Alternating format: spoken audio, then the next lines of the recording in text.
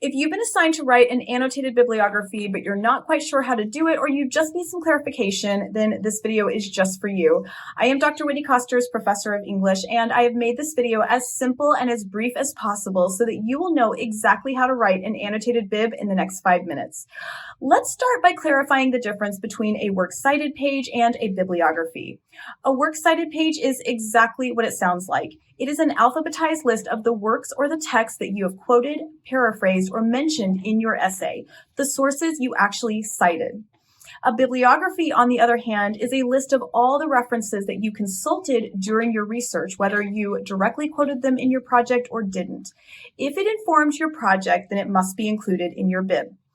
And to annotate simply means to take notes. So an annotated bibliography is basically the notes you write about the resources that you looked into for your project. But what do I mean when I say notes? Well, it depends what kind of annotations you've been assigned to write. So always look at the instructions that your professor has given you before you get started on this. There are two kinds of note, descriptive and evaluative. Descriptive annotations summarize the contents of each work without commentary or evaluation.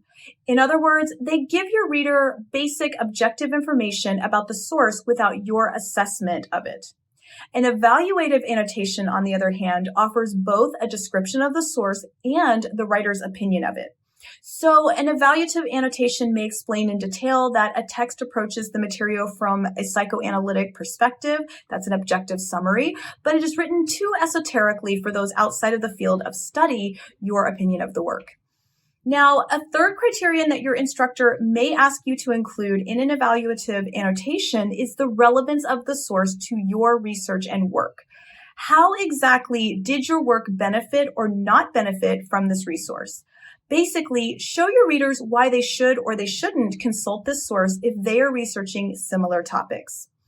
Why do we write annotated bibliographies? Because it is crucial for both you as the writer and your future readers that there is a clear paper trail of your work. If you watch my videos on fake news and misinformation and on how to evaluate a source, you'll see that I talk a lot about transparency and the importance of showing your readers where your information is sourced. It's crucial that your reader can go directly to your sources and review them firsthand to ensure its relevancy, accuracy, reliability, and that no information was manipulated or taken out of context. But at the same time, we provide these annotations in case the reader does not have the time to read the entire resource on their own. Remember how overwhelming it can sometimes be when we are researching a topic and suddenly 5,000 results pop up. When this happens, we narrow down our search and then choose the resources that seem to be most relevant. But even then, we rely on abstracts, short intros, and of course, the annotated bib to determine quickly if a resource is worth our time or not. Also, the annotated bib is not just for your reader. It is for you as a writer as you're researching and writing. If you've ever tackled a big writing project, then you know that it can get pretty overwhelming and that it's a long process.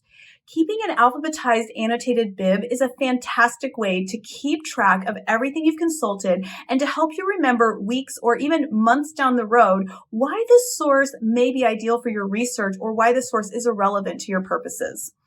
In addition, it's great to have all these notes for when you thought you were going to investigate, one aspect of a topic back in January, but it's now April and you've abandoned that for a different aspect of the topic. Now you can consult your annotations and determine if any of the resources you've already consulted would be useful for this new approach. Now, if you're in need of more specific criteria to include in your annotated bib other than just a summary of the source, here are some options.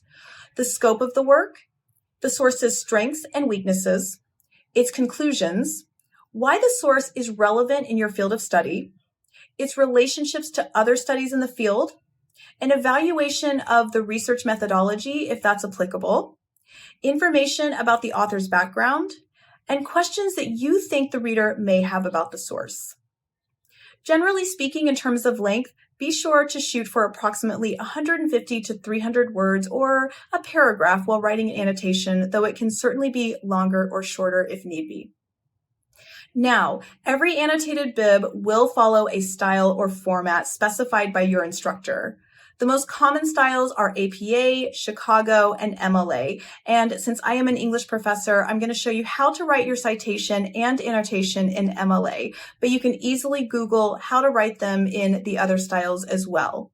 And also, if you're doing your research on an academic database, know that many have a citation feature that will actually write the citation for you in whichever style you're working in. The first line of your citation will start at the left margin, and all subsequent lines will be indented 4 spaces. So it's going to look like this. I have the author's last name, followed by the first name, followed by the title of the article, the journal it was published in, the volume of the journal, the year it was published, and the pages it appears on. Now, every citation will be different depending on what type of genre your source is, so you'll need to consult your MLA handbook on how to cite your source.